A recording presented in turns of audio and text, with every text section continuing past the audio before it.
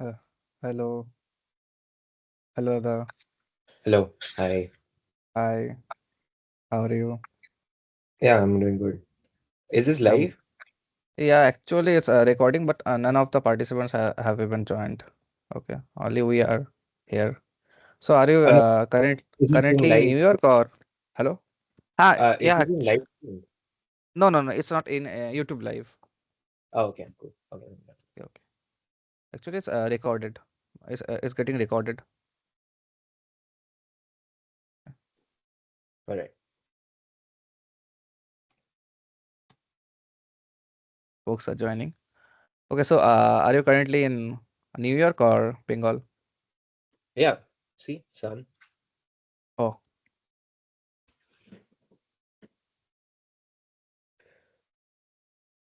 Tell me about your experience in Smart in Hackathon. so smart, and the overall experience was pretty good. We actually formed a connection with the mentors. The mentors were actual scientists from ISRO, and they actually helped everyone actually, not specifically us, helped everyone. They gave the challenges, and we eventually solved them. And it was a pretty out of the box actually, which means I haven't used GDAL libraries using geostationary objects. For example, it was totally new for me. I have to take out the satellite data they have given us and have to Mm. pre-process them and into compress them and actually present it to them and project on the maps itself. And it was new, and I couldn't find any blog or tutorials for it. I have to repeatedly Mhm. ask the mentors, and they guided us, and eventually we did all the challenges, and we also did extra things, and eventually we won. Okay, I see.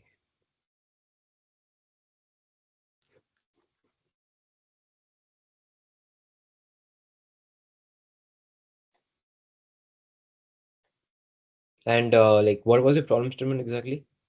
The problem statement was getting the satellite data and projecting on the maps. It's like Photoshop, but for a scientist, and the data instead of images is the satellite data. The scientist can play with the data, do some band arithmetics as well, and they can, yeah, basically those kinds of stuff. Okay. And everyone in the hackathon, like, we're supposed to do something with like satellite stuff, ISRO stuff. Yeah, everyone.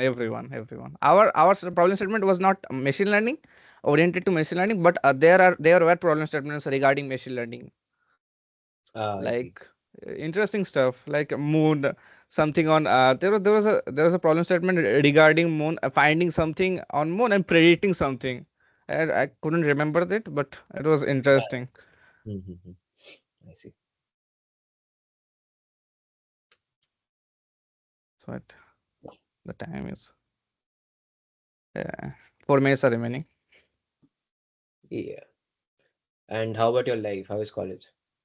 College is doing great. I am actually not attending college too much but only for the practicals and the last classes where the other teachers gave us suggestions for exams, and that's it.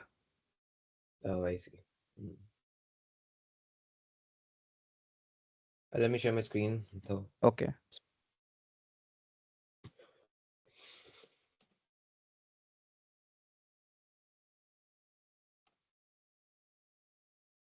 is my screen visible? Yeah.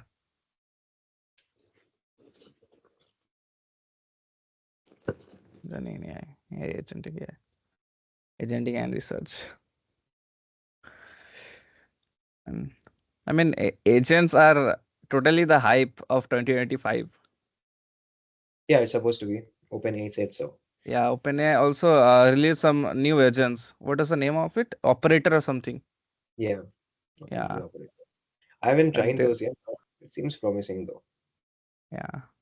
You have taken the premium subscription of ChatGPT. Yeah, we have. Everyone of the lab has that. Nice, nice. That's great. I mean, folks are joining.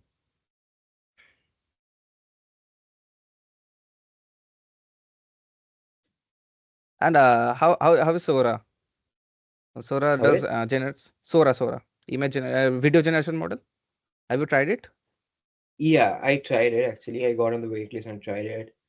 It's okay. I mean, so it was like super hyped. I mean, the things Yeah. that they showed, that was like totally selective stuff. When I tried it, it was okay. Not that good, what I expected it to be, but it's fine. Even open source, some open source models are better than that. Okay. Yeah, I haven't played Can you with say Like something a Sora. lot of about DeepSeek? I just want to know. sorry.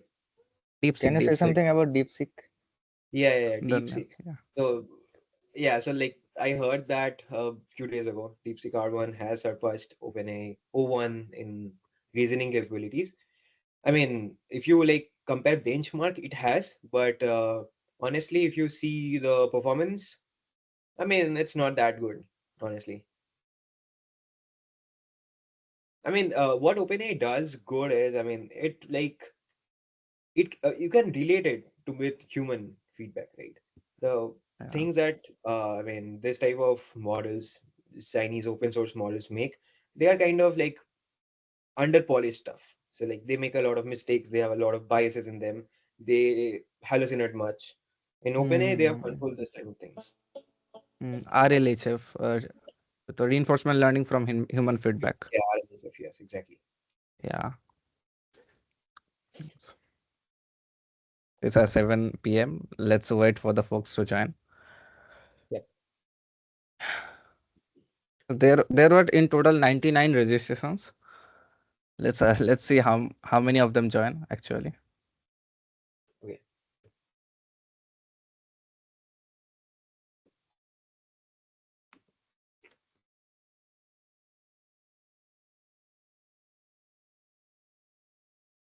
Also, various investment Stargate. Yeah, U.S. government is investing on Stargate, and three major investors are there. For example, OpenAI is one of them. What's your take on this?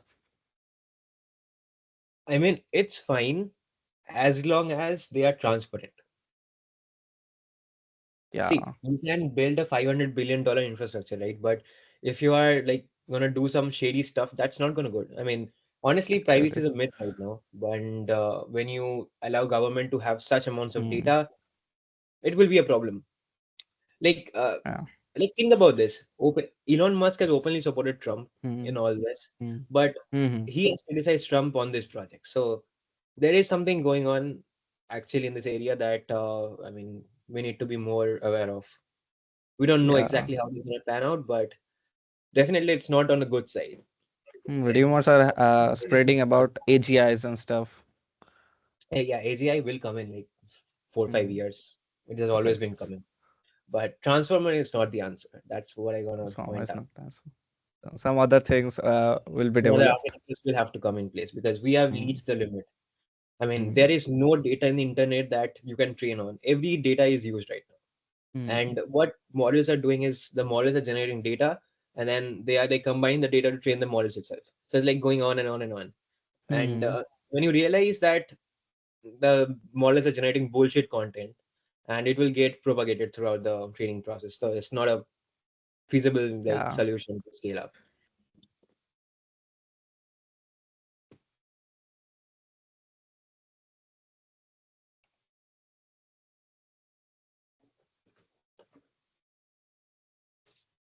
yeah,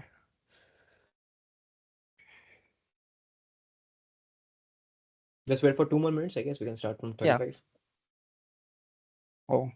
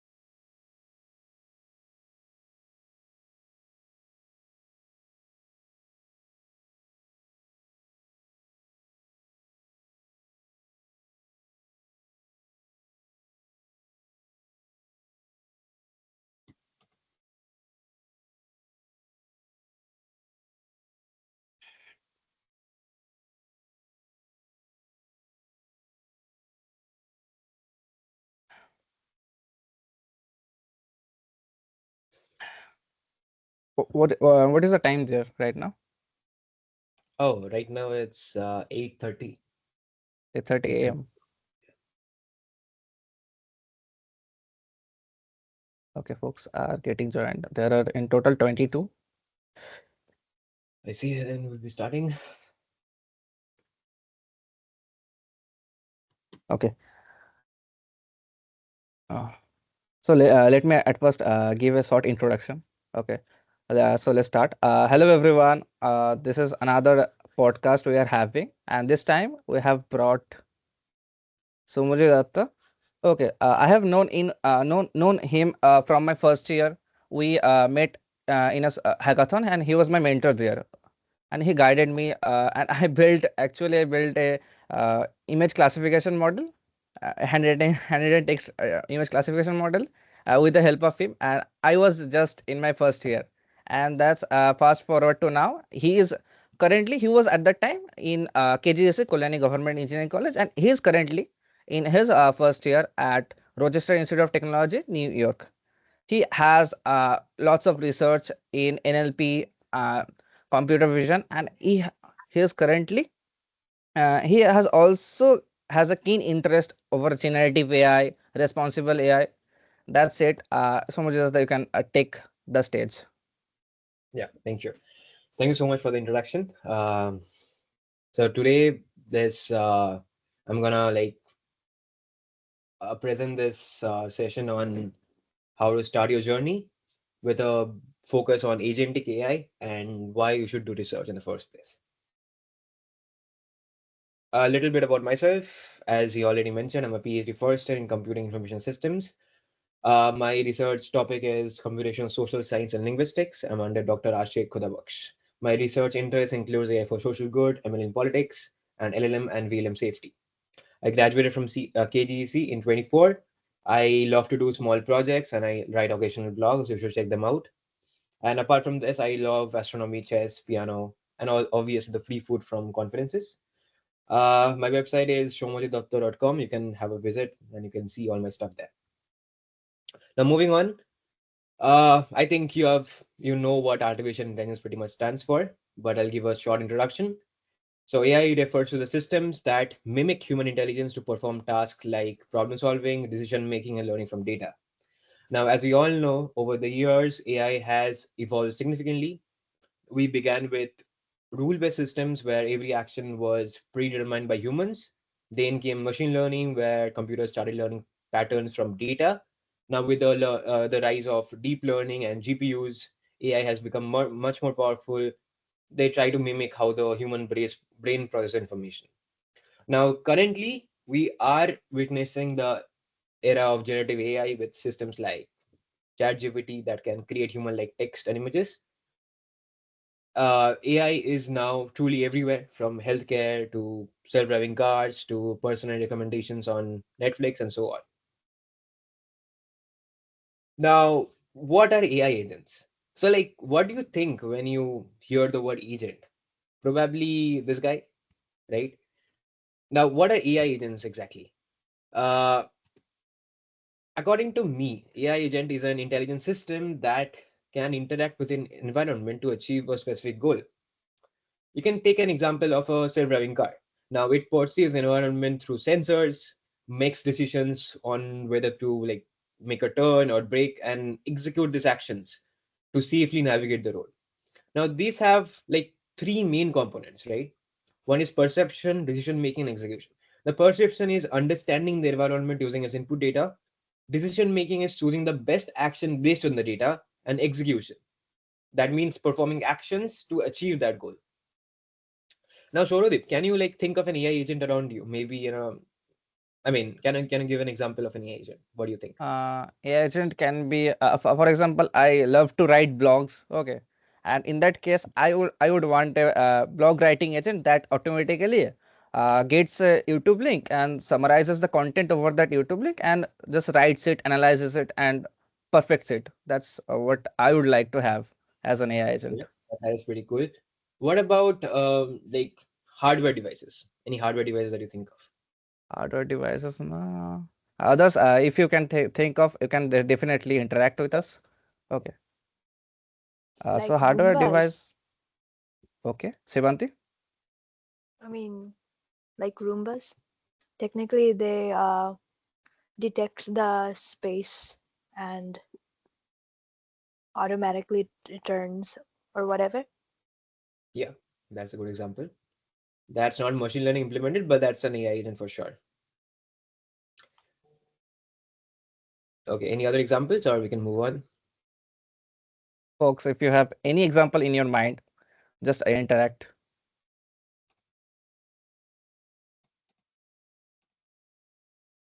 Okay, it's fine. Okay. Now, there are different categories of AI agents. The first is reactive agents. Now, these act purely based on current situation without memory. One great example is Eliza, which I'll be talking about in the next slide, which is one of the earliest chatbot that replied based on fixed rules. Now, Eliza came in 1960s, so that time there was no concept of perceptron or like transformers or nothing. Next comes deliberative agents. Now they kind of build a model of the world and make plans, like how Siri processes and plans response to your questions. The next thing can be learning agents, where agents that can improve performance over time, just like autonomous robots learning to navigate new environments. I think you have heard of Boston Dynamics, right? They make like Hmm. this cool dogs and stuff. So they are kind of learning agents. Now, there can also be multi-agent systems where multiple agents work together, like swarm robots used in warehouse automation or traffic management. I guess every one of you has seen some like drone footages, right? Uh, like in New Year celebrations and stuff, Hmm. these drones make cool patterns across the sky. Hmm. So these are the examples of multi-agent systems. Now, what's an LLM agent? So these are a subset of, let's say, AI agent. As we all know, LLMs are like revolutionizing the AI landscape. Now, these models are based on models like GPT, GPT-2, GPT-3, Mistral, whatever. Now, this has been trained on vast amount of text and data to understand and generate human-like language. Now, they have a few key capabilities like few shot and zero shot learning. Few shot means they can like generalize tasks with minimal input. Zero shot means they have no idea of what the task is, Hmm. yet they're able to perform. Second is knowledge retrieval. AI LM agents can provide accurate answers by pulling from reliable data sources, which was not possible earlier. And then it can be easily integrated with tools, like allowing them to perform complex tasks such as booking appointments or analyzing financial reports and stuff. Now, some very popular LLM agents include AutoGPT, LangChain, and ChatGPT based virtual assistants. Now, Shoradip, I'll ask a Hmm. question from you and the audience as well. Uh, what is the first time that you truly use ChatGPT, and and did it serve your expectations? Okay, the first time I used ChatGPT, it was in the December of 2022, I guess. So everyone was talking about ChatGPT. A new tool has come which can generate answers better. It can. The first thing I heard is that it can debug your code pretty well. That's for that I used ChatGPT. Actually, I used it to generate my code, and actually it pretty much satisfied, but it hallucinated at the time Hmm. pretty much, and that's it. Yeah, I actually used ChatGPT to generate code for the first time, and it actually for the front end websites, it was not actually able to generate them, and it was a bit of late down at that time. And now it can generate using I guess not ChatGPT but V0. V0 generates websites pretty well. And fast forward to now, like, what is Uh, the difference that you notice? and the hallucinations are less. Okay, and for example, it can search the websites, and you can generate images, and lots of stuffs are going on over ChatGPT. Okay. Any members from the audience want to take? Also, I like one thing that instead of watching a full video in YouTube, an AI model can transcribe or give a summarization of that full video. This is very useful. Regularly use that. Yeah, that is correct. Yeah. But like, do you have an idea of how they do it in the first place? I mean, these are thousands of videos, millions of videos, in fact. And how can it do this very quickly? Any idea? Um, not familiar with that. Sorry. That's fine. I That's guess completely fine. it does So, from the subtitles. yeah, so like most of the things have something called transcribe, right? That's right. So if you go to a website or you go to a YouTube link, you will find the entire transcription of that thing. Even if it doesn't, it can generate transcriptions pretty easily, Hmm. and then it just summarizes stuff. That's it. Actually, Most of the videos are uh, done like that. yeah, yeah. Most Regarding of, that, I was actually thinking of building something, but instead of taking the subtitles, transcribing it. Okay, yeah. For the YouTube videos that are not transcribed yet, for example, there is no subtitle available yet. So there is an API which connects the subtitle, fetches the subtitles. For example, for those videos which do not have subtitle, for that, I guess GPT will not work well. I guess I don't know yes, for sure. absolutely. Yeah, Yeah, this is the thing that I first noticed when this thing yeah. came. Actually, so I have a project in mind. I will build in the future. That is, what if we build some agents that can, after giving the link of YouTube, it can automatically transcribe in the server. I mean, running AI models. Is correct, but okay, we'll discuss this later on. But there Yeah, are a yeah, yeah. couple of things that you need to figure out. Okay, okay, okay. Later. Okay, moving on. As we saw everything, now let's get a brief history of what AI agents look like. So, as I talked about, in 1960s there was something called ELIZA. Now, ELIZA was made by a psychologist, and you can rant about anything, and they just, I mean, it just followed some pattern, and then it just repeated stuff. So, I mean, it felt like you were talking to some like therapist or something, but ultimately it's just rule-based system. Like, now, from 1990s, we saw the rise of expert system and reinforcement learning. The most iconic moment that I can think of is Deep Blue defending the then world chess champion Gary Kasparov, and that was a like defining moment. And now, currently, deep learning and LMs have taken the center stage with models like GPT 3.5 showcasing their incredible capabilities. Now, notable milestones include AlphaGo's victory over human champions in 2015. Google made this AlphaGo model that can play Go. That's a popular game in China and some other Eastern countries. And they defeated the world's like Go champion, and that became a good news in those times. And currently, even there are autonomous AI agents like AutoGPT that have risen up in the past.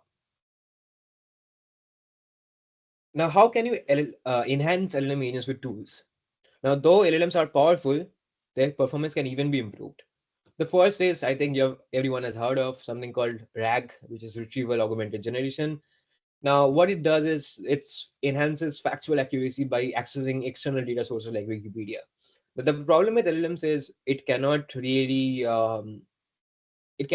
figure out what sort of data it has trained with by itself. If there is something uh, if there is some misinformation or outdated information, it cannot like fix that inherently. So like we have this sort of technique so that even if the model was not trained on this type of data, it can like fetch data and then feed you the output.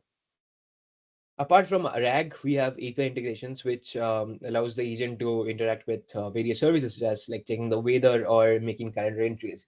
So if you see, there's an example I gave. What's the weather in NYC today? Something like that. Now, if you take a normal LM, like it would have no access to information as such, right? So what it can do is it can divide into like tasks, right? Weather lookup. It can call an API. You can get the current weather, and then it can like analyze information and then output it.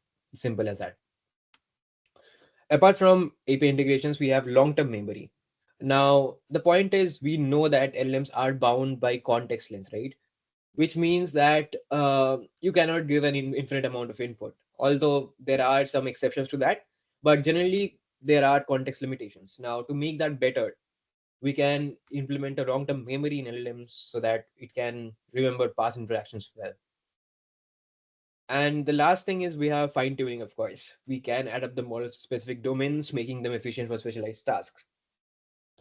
Now, fine tuning is not easy at all. I mean, it requires huge GPU resources, but if you want to train it yourself, there is some techniques that's called LoRa. There are a few more other techniques called Atom, S-LoRa, and stuff that can basically attach a small model on the top of these LLMs and then train it. And when you like train it, uh, the small adapters are trained that you attached, so that you don't have to train the entire model and stuff. This is how fine tuning takes place. Hmm. Now, the question for an audience: if you can build an AI agent for yourself, what task would you automate?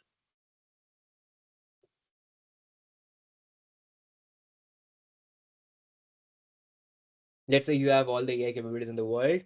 Like, what is the first thing you're gonna make if you want that can help you get a better life, maybe? Generate humanized text. That though now anyone can do. It's possible actually. Help me with my chores in my home. Okay, yeah, that's Yeah, that's. that's great. Any other interesting thoughts on this?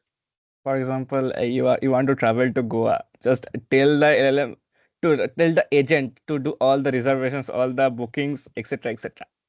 That is interesting. Okay. Any more? Who make can an manage my mental health?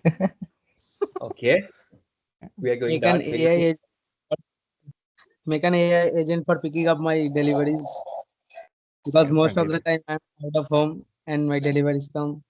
That is not a problem. Okay, okay. Also, like it's very personal. Okay, I get it. Any more? Anyone?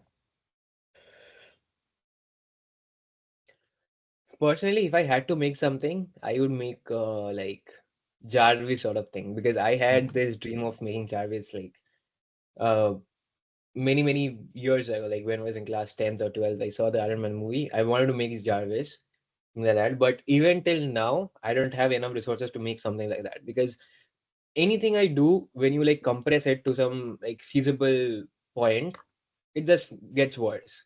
I mean, even if you like use ChatGPT to automate tasks, like write an email to stuff, then like do some chat thing, it can't really do well when you like compress it to a mobile or a device. So it's Hmm. very difficult to make this sort of things. Okay, moving on. Now, an interesting point here: the power of reasoning and decision making. Now, what is the reason, do you think, that chat bots are not being able to think like humans? What is the main reason?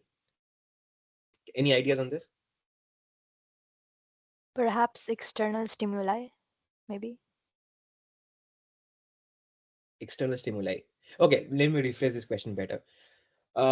Let's say when you hear, okay, let's talk about only natural languages like text and images. Let's not talk about touch, smell, etc., etc. Just when you are given a sentence or question to think about, what are the exact steps that you would take, and what different steps does the chatbot take? Why are humans better than uh, chatbots at problem solving? The ability to connect informations together and the past experience. I guess lots of information connected together, and from that you are able to answer and answer it sequentially. Okay, yes. Actually, the problem is when you have a complex problem, math problem, reasoning problem, anything it may be. The point is it cannot break down the question into important subparts, right? Now, the first thing that the scientists did was something called chain of thought. Now, this involved breaking down a problem into logical steps, similar to how we solve complex problems step by step. And this was the first step at reasoning. Now, chain of thoughts actually help like break down this complex task into series of logical steps, which improves the ability hands-on. Now, there is something called self-reflection as well. So sometimes AI revisits its previous outputs to improve its future responses. And the third part is called planning and execution. Uh, Here, the AI agents create multi-step action plans to achieve a goal effectively. Now, this is different from chain of thoughts because chain of thoughts is basically only limited to NLP and AI and computer vision, maybe. Here, this planning and execution refers to like all AI agents, be it dog, cat, whatever it may be. Now, there is an inherent problem with chain of thought, like it can't access external knowledge and tools. And the problem with RAGs is it has like it can't reason well, right? Now, scientists proposed something called a REACT framework, which means reason and act. As you can see, there's an example of a reasoning agent. This combines reasoning and actions to complex workflows effectively. Now, this is not just plug and play models. These are optimized for like specific situations, and it is not generally useful in real life. Although this was a foundation to uh, build actually generalizable AI systems. Now, coming to a most important thing here, the thing that we research in, that is called AI safety. Now, again, a question for the audience. Now, have you ever encountered AI generated result that was biased, inaccurate, or maybe do you think that this was harmful to some extent? Yeah, actually, I have heard. It Yeah, Sebanti. may be harmful because it doesn't take account for emotions, um, and the ethical concerns of humans. Yeah, and Bard was generating some racism content, and which was all over the news some time ago. I heard it. Coming to that. We're coming to that. Yeah. Okay. The thing is, AI is becoming more integrated to our life, right? Now, it's very crucial to ensure it operates safety. Now, what are the key safety challenges? First is bias and fairness. Now, AI systems or LLM agents can inherit bias from the training data, leading to unfair outcomes. Now, what is bias, in fact? Now, if you think of bias as that, okay, you can imagine a sort of text, a lot of text that belongs to a same member of a group, or like, I'll, I'll give you a better example. Let's say, let's talk about like American citizens, like they are white and black. Now, as there are more white people, the text generated by white people is naturally more, right? Now, similarly, when they write, they can write some harmful content about black men, right? There are numerous instances of such. Now, when you like train data from that, it can be that AI, like the LLMs, like focus on white content more than the black content, and that can become biased. So this can lead to them like leading to unfair outcomes on it, honestly. The next is hallucinations. Hmm. AI can generate incorrect or misleading information, which is very common nowadays. The third part is user privacy. Um, we have to ensure that the sensitive data is protected from breaches. Now, like theoretically, if you see uh, that training data can also be breached from LLM models. There are some papers back of like 2 3 years that showed how you can like extract training information from models, which is not really a good idea because it can contain some sensitive information. And the question was like how we can prevent that from happening. And the fourth one is security threats, preventing AI from being misused for malicious purposes. Like say, if someone goes to ChatGPT and type like how to make a bomb, so we have to prevent that, right?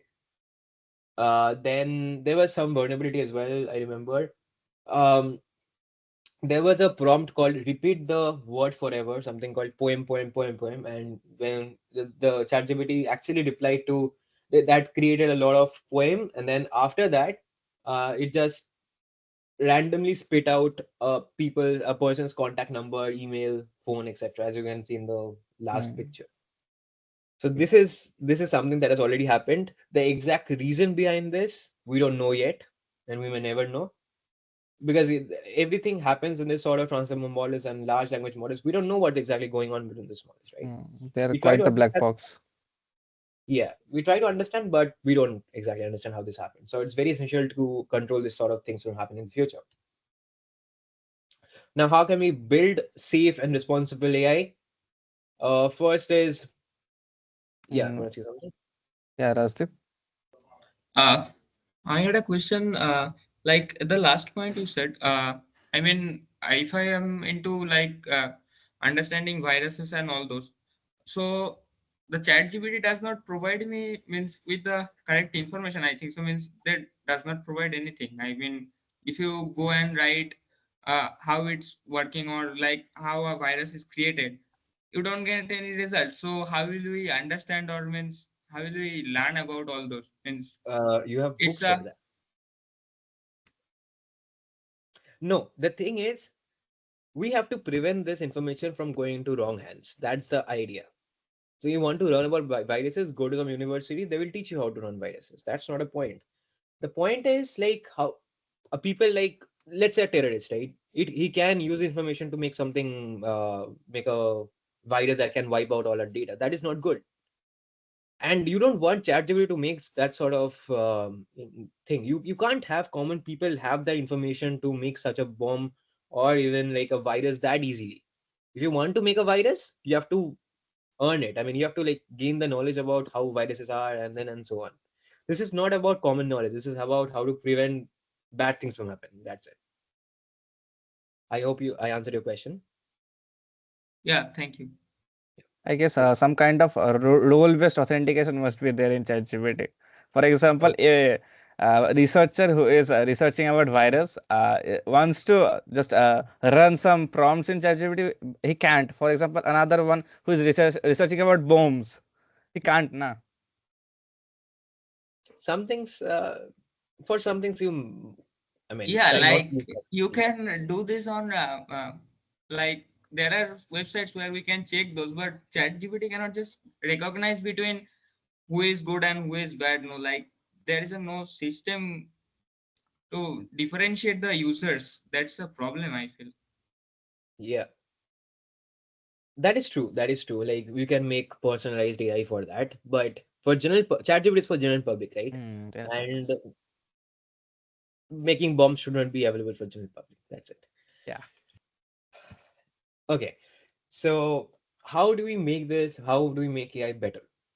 First is a alignment with human values. Now we have to ensure that AI respects ethical principles and societal norms. We don't like there should be no racism, casteism, sexism, gender equality, and all this stuff. The second is transparency. Now, when AI makes a decision like what to generate or how to act, there must be that must be transparent, right? Now, like imagine you are driving a self-driving car, right? You are in a Tesla, you are like chilling. Now, something happens and you don't understand, right? It just like kills a man straight on. Now, we need to understand a decision-making process of that. Why does it like want to kill a man in the first place? Because it's not made to kill a man, right? Now, these are the reasons. I mean, the AI system should be transparent so that we understand what's going on in between the decision-making process. The third thing, which is very, very common, is guardrails. Now, the thing that we were talking just a few seconds ago, that how the open ChatGPT does not allow us to like generate bombs in the first place. Why? Because there are guardrails put in place. Now, what are guardrails? It's basically some filters or safeguards to prevent this harmful or biased outputs. Now, again, there are two types of guardrails. The one is a model level guardrail, and the second is you can call API level guardrail or outer guardrail, whatever. Now, model level guardrails actually act within the model. They does not generate harmful content anyway. And the second type of guardrail is even if you generate this sort of content, it will not be spit out. It will get monitored during the API call or like when you are showing the data to the users. So what OpenAI does is it uses both, I guess, to my knowledge. But when you experiment with open source models like Llama, you have your Farm 2. Now, these originally are not guardrail-based models, so like it can spit out harmful information, but there are some variations of this where you can like implement a model level guardrail. And next point is you should continuously monitor AI to detect and fix issues. So if you are like if you are involved in AI research and stuff, you will see that continuously many benchmarks are coming in, and then there are better practices at how to evaluate this kind of all different types of LLM models and how to fix those issues and stuff. Now, how to achieve these goals, the sort of goals that we talked about? The thing is, we have RLHF, which is reinforcement learning from human, and then something called differential privacy, which is used to improve AI element and protect user data. Now, what is differential privacy? Now, this is more related to the training process. Let's say, uh, let's say that you have a word or a comment, right? Now, if you train exactly with that comment, if the data gets leaked by any chance, it can be traced back to you, right? You can go to YouTube, you can search a comment, and then you can go to the user, whoever does this, and this is not good. So what we do is in differential privacy, uh, you can like rephrase that comment better so that it matches the original content, but it's not exactly that content. You can't come back to the content anyway. This is one of the techniques that you can use to enforce differential privacy. There are a lot others, of course.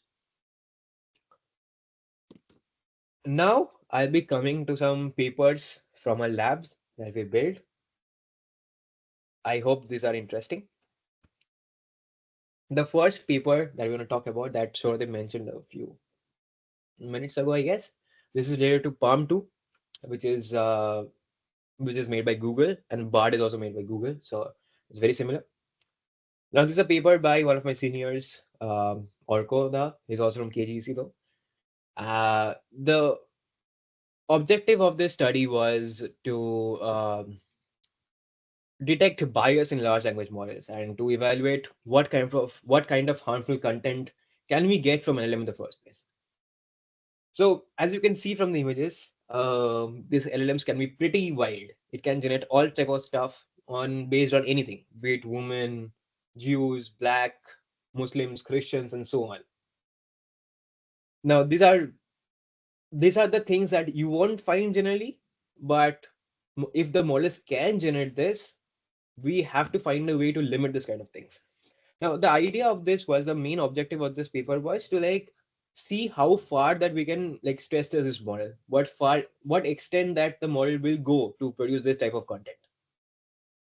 Now, the main findings were LLMs can generate toxic content related to racism, anti-Semitism, misogyny, and Islamophobia, homophobia, transphobia, etc.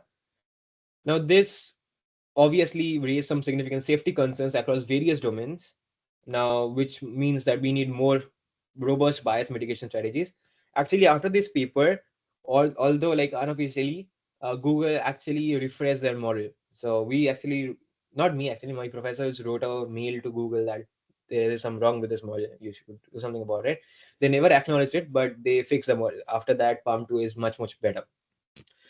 And also apart from this, they also released a data set of over 1.3 million AI generated toxic responses to help community develop safer AI systems, which is by far the most toxic data set that was available in the world, and it's more toxic than you can imagine. So, and it's all generated by AI. None of the human factors came weighing in. Now, coming to the second paper, this is called Vicarious Offense and Noise Audit of Offensive Speech Classifiers. Now, the main idea of this paper was to understand the disconnect between human and machine moderation when identifying offensive content, particularly in politically charged discussions. So this was mainly based on US politics, and the and this can be idea can be very well implemented in other politics as well. So the main point is in US you have Democrats, Independent, and Republicans, right? Now Trump is from Republicans and Biden and others, Obama were Democrats. Right? Now here they ask a simple question like, as a Democrat, do you find this comment offensive? Now, then we ask a separate question like, as a Republican, do you find this offensive? And we did this for all different types of like groups that we have. And apart from Democrats, we ask ChatGPT as well, like, do you find this? Do you find this thing offensive on behalf of Democrats? Yes, question. When you train a model, then you use some data. So when a person is writing or anything means, so he or she will have some kind of bias generally, because he's working for someone, or his objective should have some kind of bias generally. So how do you uh, remove all these in a model like? Yeah. So first, if you want to remove biases, right, we have to explore that what kind of biases are present in the first place. If you don't know what bias is there, how can we remove those? So removing thing is something that we are working on. So it's not that easy, of course. But the main point is understanding how these biases are. Now let's talk about Indian politics, right? You have BJP, Congress, right? Simple as that.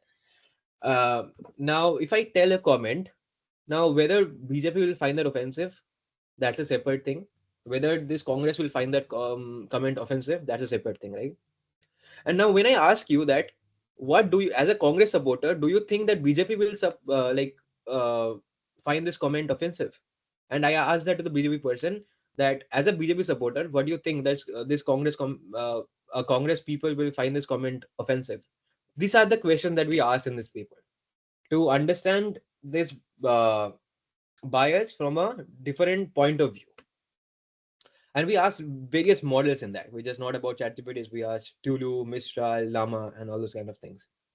And the key findings that we got is this human perception of whether a comment can be called offensive, they're influenced by political beliefs, right? Which leads inconsistency in moderation.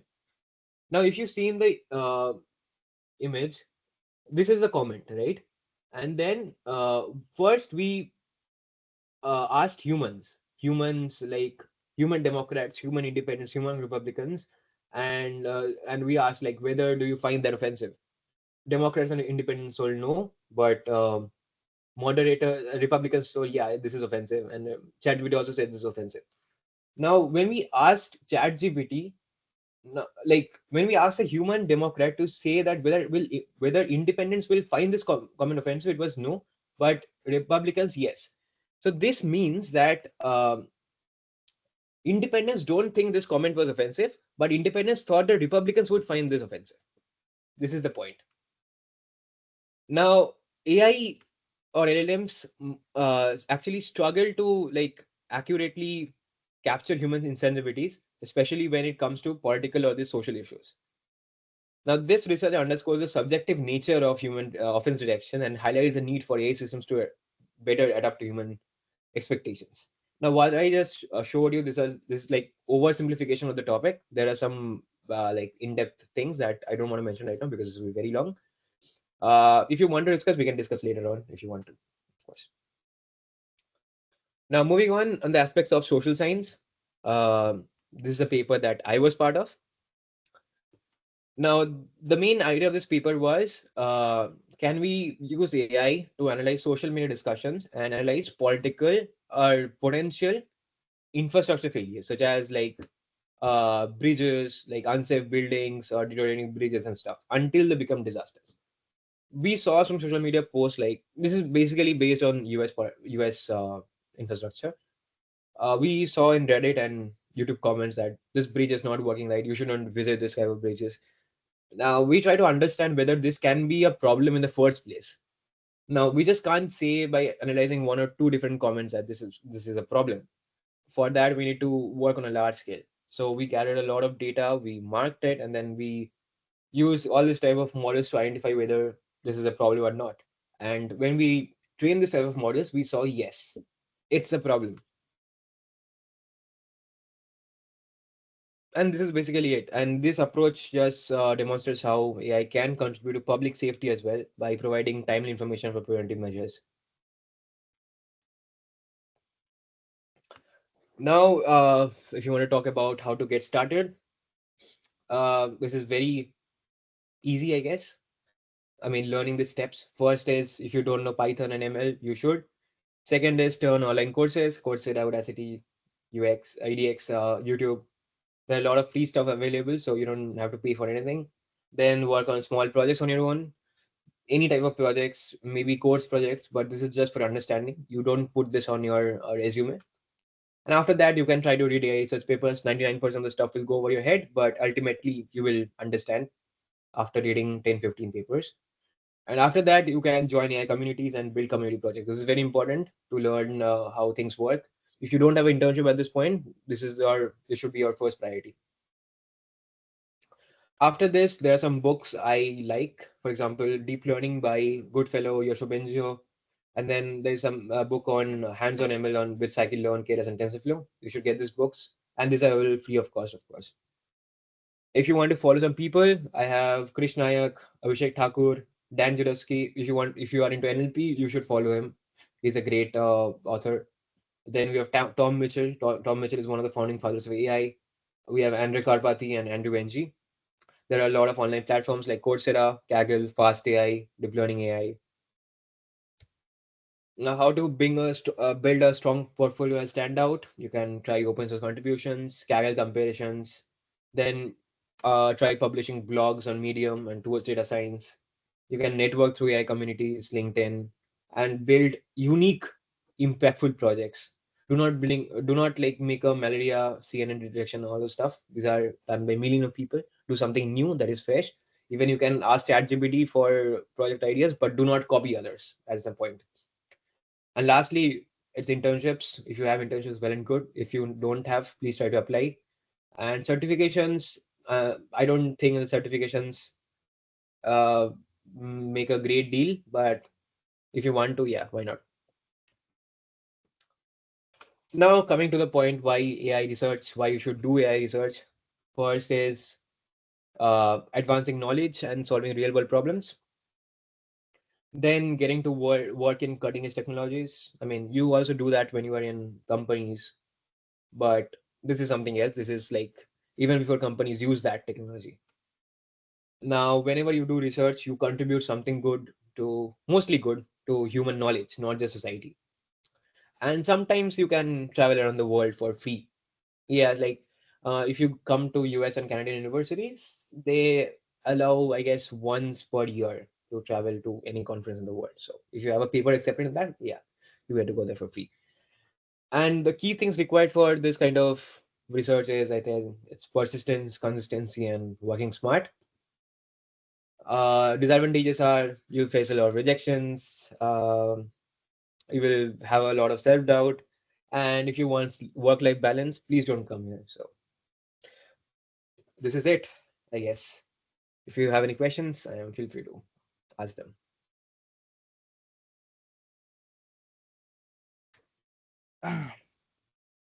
If you have any question, definitely ask him regarding anything about AI. Um, I have a question for personal, you know, for personal opinions of everyone. Do you need a personally tailored, AI assistants because their opinions are so different? Uh, yeah, I mean, if you want AI agents to completely understand you, your life choices, your maybe your favorite dish or your like opinions, yeah, you may want to. I mean, that's a yes, Oh, I guess.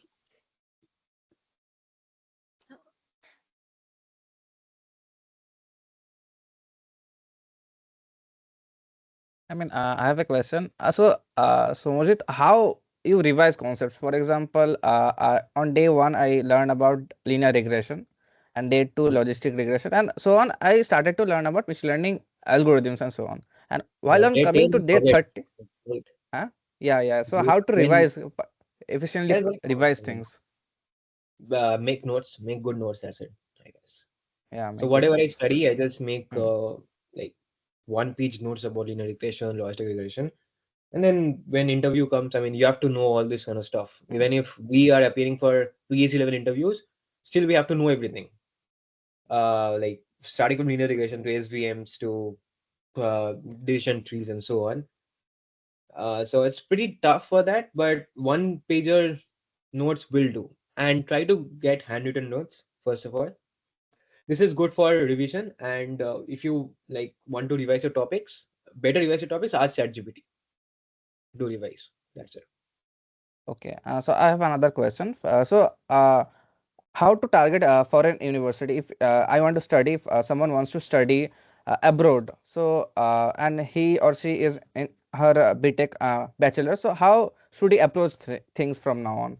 Maybe he is in second or third year, he or she. Yeah.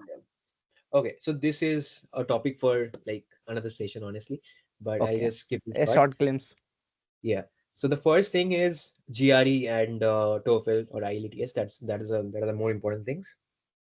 Second is, if you have done some AI projects or machine learning projects, you can approach your professors to do.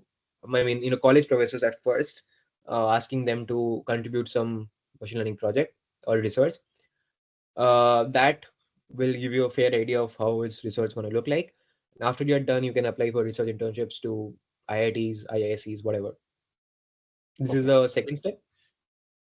And after you are done this, and you should be doing this in like before 3.5 years, I guess. Your application will start from your fourth year onwards. So like in seventh sem, by the end of seventh sem, you will apply to your colleges. So before that, I think you should be able to complete all this type of collaborations that you want to with your professors, with IITs, IISCs, or even like foreign universities. So if you want to like go with foreign universities, like it's better to drop a cold mail to each one of them. Now every professor has his own website. Now if you go to his website, you will see if he or she is hiring some people. If they are looking for some research interns, you can just directly mail them that asking for this. That's it, I guess. okay, so the all the process should be completed in the seventh sem, right? All the Seventh things. sem, you are apply. If you are like, Apply. Okay, yeah, so like by November or December, you like complete the application process. So whatever collaborations you have to do before your if you even like begin your seventh sem. So by the end of third year, you should have everything completed, okay, right. and it takes about 1.5 years to like starting from scratch to getting to that level. If you are even if you're not diligent enough, Hmm. this is more than enough time period. Okay, so TOEFL and GRE both are compulsory. Yeah, both are compulsory. Okay, GRE scores are valid for 5 years, so that's before everything else. Just do that. I mean, honestly, the scores doesn't matter much, but I will tell you to have a good score in that. But so like you can get into better universities. Yes. There are some okay, cutoffs in good universities. So so the highest score for GRE is around 340. Now 330 is the ideal that you should be aiming to within 3 4 years, 3 4 months. You can get 330 or 340. That's not a big deal. Um, you should aim for 320 or higher to get into good universities. and what about TOEFL? So how many months do I need? TOEFL is Okay, one. If you are fluent in English, I mean, not that, even if it's not that fluent, it's fine. It will take around like 1 or 2 months, maybe. okay, That's okay. not. That was actually legit doubt I was having. Yeah, I mean, you have studied in English medium, like school and Yeah, college. Your medium of instruction has always been English, so yes, this wouldn't be much of a challenge, honestly. yeah. Thanks for answering. And the And main thing, okay, okay, okay, so much. let me tell one thing.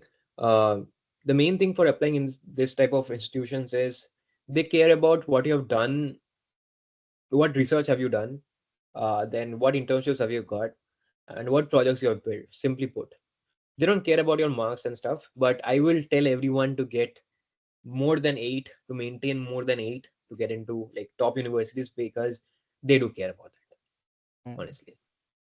If you are exceptional in research, that's a separate thing. But generally, I would tell you to maintain a decent 8 pointer plus to get into a good college. okay, are there scholarships available? Schol- for masters, yeah, scholarship available. Okay, That depends on the type of institution you're going to. For PhD, it's fully funded, so you need not worry about scholarship. okay, right. Thanks. Is anyone having questions? You can definitely ask Hello. regarding AI. Hello, huh? Say. Yeah. I have two questions actually. Yeah. First one is, what kind of advices would you like to give someone who is like studying DSA or some development things currently, and he wants to transition from that to AI research or ML projects?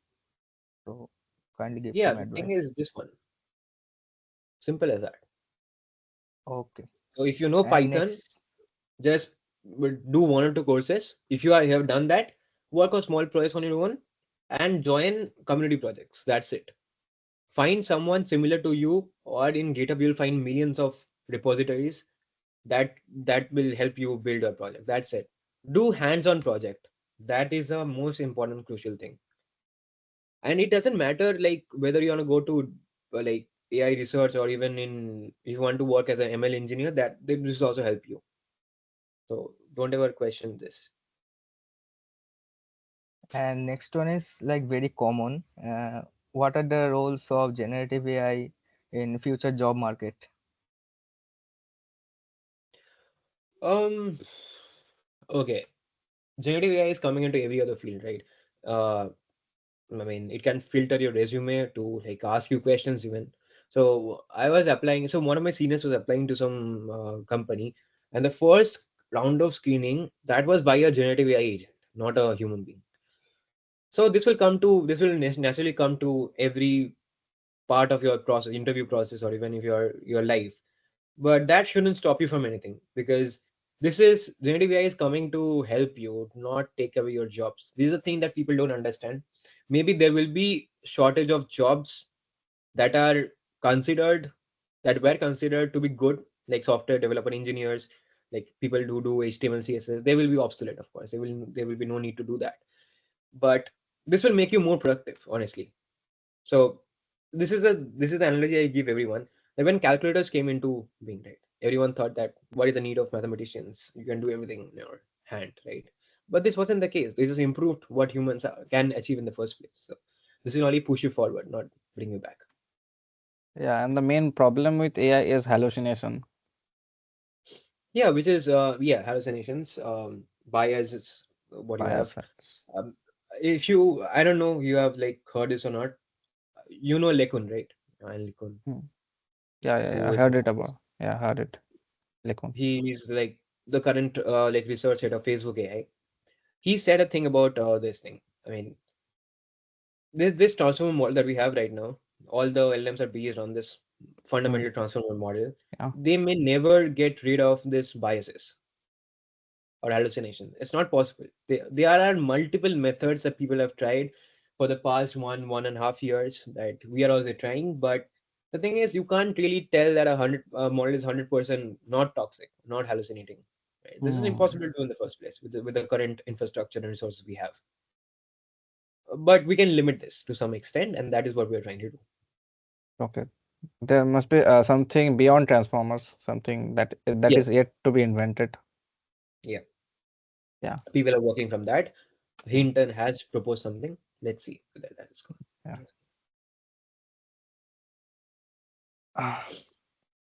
Excuse me, what is computer social science and linguistics exactly? I think linguistics means it has to do with languages. So NLP is considered computational linguistics, and social science means you are using AI for social purpose, like the paper I worked on that to identify whether this is a infrastructure concern or not. That is technically social work, right? Then we can work on other important factors like take an example of legal cases. Then I don't know if you're using AI for social purpose. That's called computation. That's called social science, I guess.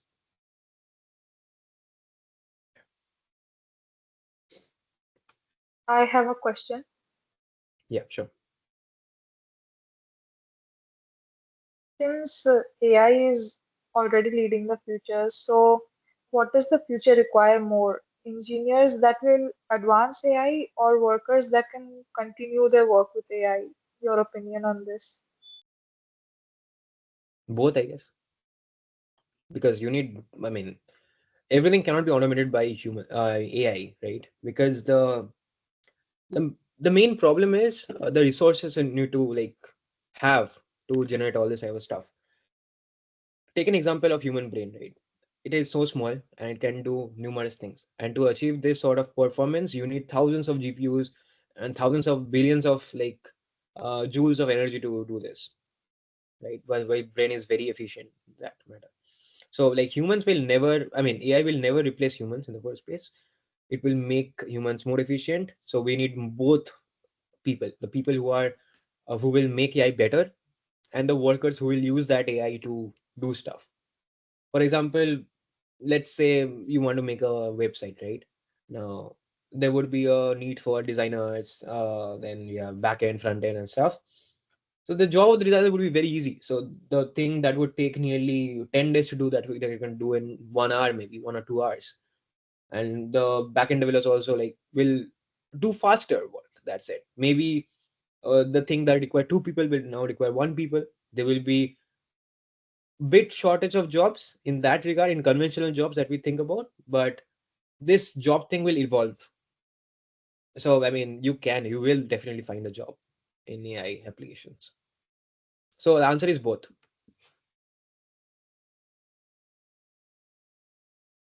Thanks for answering. So, everyone, I have sent the attendance form in the chat. Kindly fill it up to receive your certificates for the mark points. Does anyone else have any question? He or she can Hello. definitely ask. Yeah, Yeah. Asum. Why AI models don't get updated daily? Like if you ask that what is the price of gold today, it can't answer that. No, it will start searching the web for that. I mean, isn't it a problem? Like, can you say No, something? what's the problem in that? If the model searches the web and answers you, what the problem is? Don't understand Isn't that. it slower than the web search? I mean, isn't it slower than the normal AI prompting? Hmm. It is, but see, do you know what time it takes to that train that kind of model and what resources that takes? Each model like ChatGPT, it takes around 1 or 2 months, even more than that, and it takes like maybe like more than 10,000 GPUs to train that model. 1 month to train a model. So how can it achieve like daily performance? It is not just possible. It's not feasible. That is why we use this sort of RAG tools, these API tools where it can fetch information from what's we don't need to train the information with, like gold prices or prices like oil prices, stock prices, anything that may. Yeah. Okay, thank you.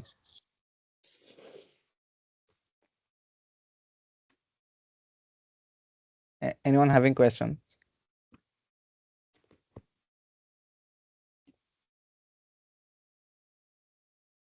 Okay. I guess uh, I guess we can conclude this session. Okay, thank you everyone for joining in. If you want to stay in touch, I'll drop my LinkedIn.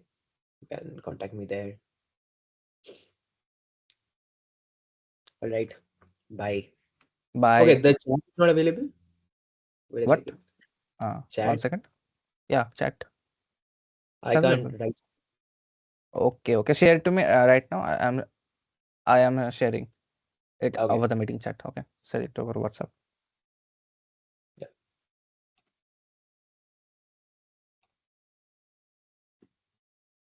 WhatsApp, right? Yeah.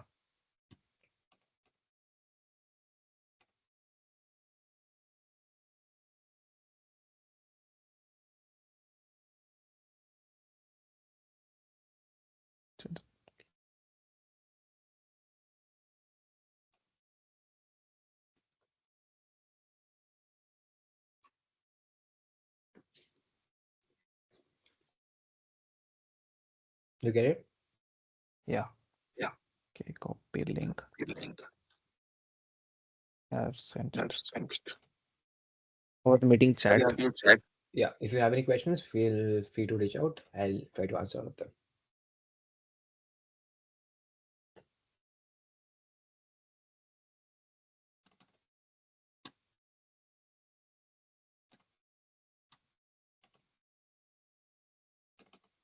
I guess for some folks the meeting chat isn't available. I am sharing my screen to view the keywords of all the links.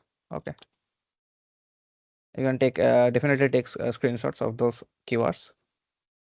Wait 1 second.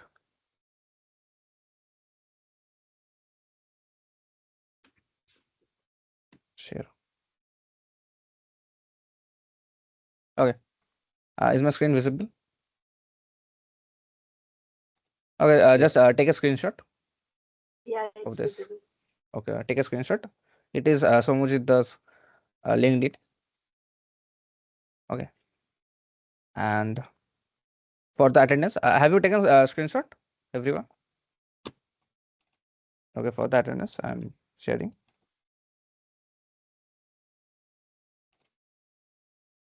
Yeah, this is the attendance. Definitely take a screenshot of this. Okay, to get the certificates for mark points, obviously. Okay, that's it. I'm pausing my screen right now. Okay, thanks, Somujita, for joining us and No, out of your and taking out of your busy schedule to spend time with us, no, sharing. it's Sunday. Yeah, It's not Tuesday. still. Thanks for sharing our AI, responsible AI and other AI stuffs, agents, and the various things are happening over AI space right now, and it's actually difficult to keep up with Mm-hmm. everything. So how Yeah. do you manage with all the trends that are going on? I don't know. I have a daily newsletter. I have Okay. TLDR and Alpha Signal. Those two Hmm. pretty much keeps me in general knowledge. And the thing is, if you have to read papers, we go for good conferences that have published recently. For example, we have ICLR, ICML, New Reps, Triple AI. This kind of conferences publishes good papers. So like we try to read all of this. If that uh, directly like does research in our fields. Thank you for the answer. I will definitely sign up on those newsletters. Yeah, Yeah. and try to read more papers from now on. Actually, papers in the beginning are tough to read.